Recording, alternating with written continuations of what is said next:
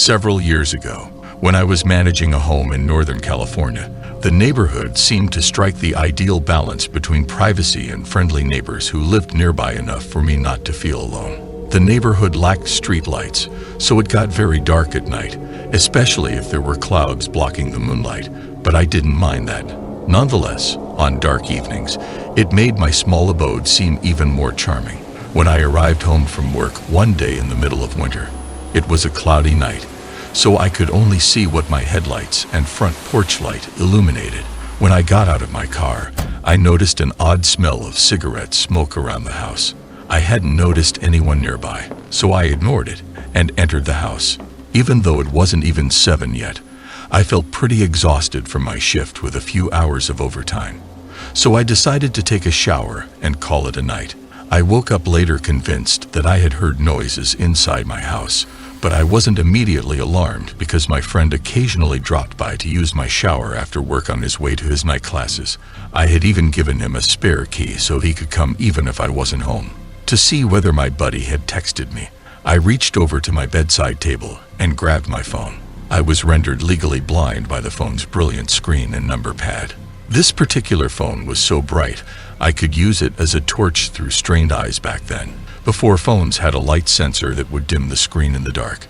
There were a few seconds of silence until I heard heavy footsteps coming from the bottom floor of my house.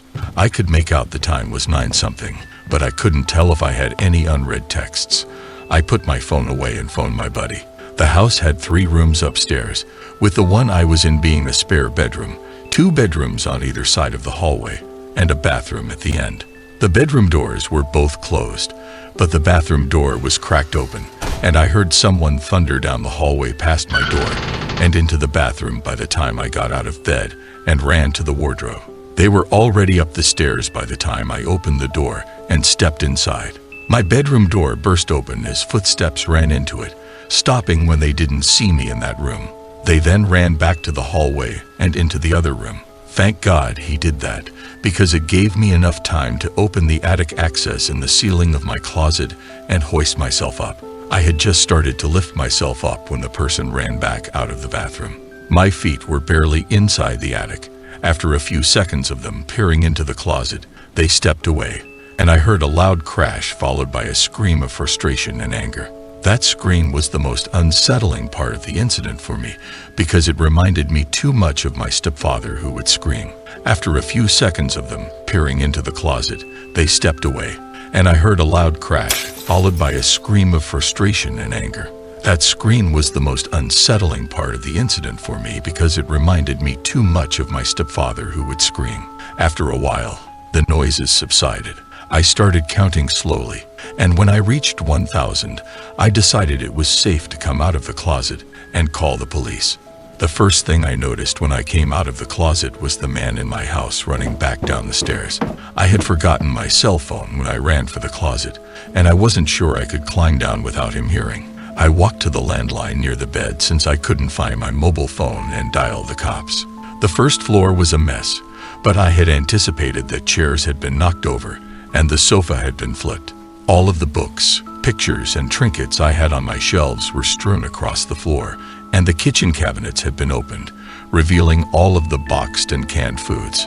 As far as I could tell, the only thing missing was a single knife from the wooden block in my room. The side door had been forced open by what appeared to be a crowbar, and the police also discovered some cigarette butts along my fence line and some foil at an empty pen tube, which they said people frequently used to smoke meth in, leading them to believe he had been keeping an eye on my house for some time. When I got home, they gathered the evidence and advised me to stay with family or friends that night and to have that door fixed as soon as possible. I decided to just stay awake instead of sleeping, so I moved a shelf over to block the broken door and spent the following couple of hours cleaning things up.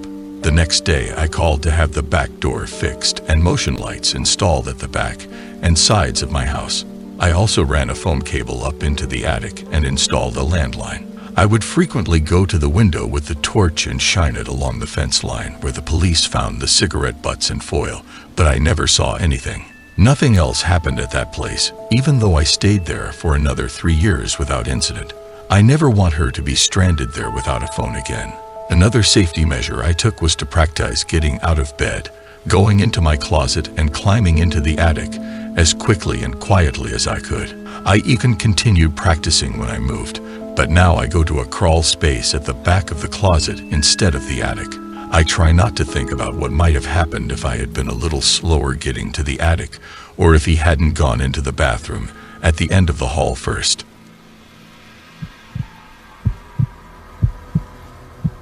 I live with my partner, a teacher who commutes by train to a town about 15 minutes away. He often returns home around the same time each day, give or take an hour. I work from home. In late January of this year, we had a pretty significant argument over something ridiculous. I don't even remember what we fought over anymore, but it was one of those arguments where we didn't talk, text, call, or do anything for the entire following day. This afternoon, as I was lying in bed working on my homework on a Tuesday, I was confident that he would arrive home at 2:30 p.m. because his last class on Tuesdays ended at 1 p.m. nonetheless. I heard the front door open, and close at 1:00 p.m. I continued to work, while lying in bed, while waiting for him to come in and change his clothes, thinking, I guess he's home an hour early today. It was common for him to miss his last class occasionally, so I didn't really think anything of it. In fact, I was mostly mentally preparing for the awkward post-fight, "Hey, how's it going?" conversation. I generally use earplugs when I'm working, but even with the bedroom door closed and them partially in, I could hear him going around the apartment like he always does. If we weren't in the middle of a fight, and I wasn't so focused on the awkwardness of it all, I might have noticed that it was odd how slowly his steps were moving or how much time he spent wandering around the living room, but I was too preoccupied with the dramatics of the fight to give it any thought. Instead, I was waiting for him to finally enter the bedroom when the door to the room slowly opened just a few inches. I turned to look at the door and was getting ready to give him an awkward "we've been fighting for 24 hours" smile when it hardly budged. I jumped out of bed, ripped out my earplugs, and sort of froze there for a few seconds as I quickly thought, that's not my boyfriend. When I saw a woman's hand with red nail polish on the doorknob, whoever it was slowly closed the door just as they had opened it without going inside. I then considered if it may have been his mother, sister, or the landlady, but for some reason I came to the conclusion that surely was either his mother or sister. I then opened the bedroom door and entered the living room. I ran back into the bedroom and shut the door, shaking hysterically. There is a balcony connected to the bedroom, so despite the cold January rain, I stood on the balcony and called my boyfriend. He picked up and I asked him if his mom was there. I realized there wasn't anyone there, but the room smelled strongly of women's perfume, and I realized the landlady has never entered without permission. I was a stranger. He warned me not to move and that he would call the cops. It was strange because nothing was missing from the flat despite us keeping a full jar of money right in the entrance, and nothing was even touched. In fact, it appeared as though the intruder came straight to the bedroom, saw my legs on the bed, panicked, and left. Applause. You can't open that big wooden front door without a key for a few days. I started to feel better, but my boyfriend and I insisted that the landlady change our locks. When she came to do so with her husband, she noticed that the keyhole had a square area by it that had been scratched away with something. The landlady said that this meant that someone had used tools to break into the apartment. A few days later, my boyfriend said, "I have to tell you something, but don't freak out. It's been 6 months since I tore the flat apart in search of those scissors, so the entire situation seems scary and strange. A visitor enters a lovely flat without touching or taking anything of value, not even the money jar. Instead, they grab the kitchen scissors, go straight to the bedroom, see someone in bed, and depart." When I was 16 years old, this incident occurred. My mother, 2 younger brothers, and our 140-pound Doberman dog living with us in a 3-bedroom, 2-bath home in a middle-class suburban neighborhood. I'll give some context so you can comprehend this narrative. First, our living room, which shared a space with the kitchen and dining room, was immediately visible from the front entrance of our home. Our couch was located on the wall directly in front of the front door. It was the summer between my sophomore and junior years of high school, and my brothers and I spent a good deal of time outdoors because it was still common practice at the time. I suppose that anyone who was watching us knew who lived in our home, and that they knew the only adult was gone when the only car was gone. In Nevada in the 1990s, almost no one had air conditioning, so to stay cool you would open all the windows and doors and use fans. On this particular day, I had the sliding door and front door wide open to get a cross breeze. Either screen door was locked or I never noticed anything off before the man showed up at the house, so maybe we were just a random target. It was a Saturday and my mom and the boys had run to the grocery store. I had a clear view of the front entrance while dozing off on the couch, and the doors were left open. Turbo started barking around the time I anticipated my family returning from the store, so I told him to stop thinking about them and tried to get back to sleep. Thankfully, Turbo continued to bark, becoming more and more intense and even aggressive with the sparking.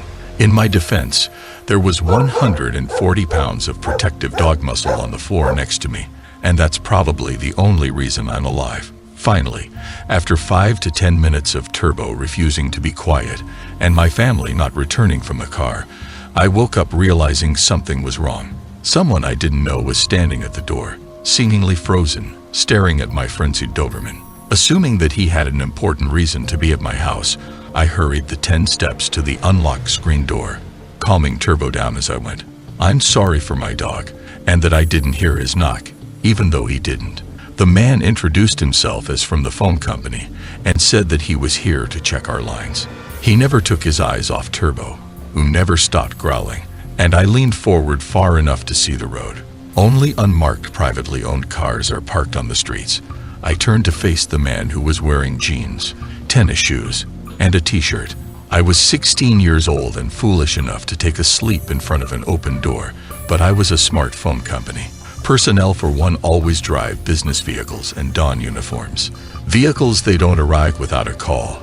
They don't work on weekends, and two, I grabbed the screen door handle and held it to get the man's attention since he hadn't turned around to see my dog, who was now frothing at the mouth. I shouted, "You have 30 seconds to show me identification where I opened this door." I touched my knees, held Turbo, and gave him all the meat in the refrigerator. I really feel that if it weren't for him, I would have been assaulted. I don't even think he made an unintelligible excuse as he fled. That creep stood there and watched me for 5 to 10 minutes. Perhaps he was paralyzed in fear, but it's also possible that he was planning his next move. In any case, my theory is that if we hadn't had a large, overly protective dog, I would have been in the habit of locking doors. What would a screen door latch do against an intruder? Turbo is no longer with us, but his legacy endures. Currently, 2 devoted, protective, and essential dogs spend each night in my room.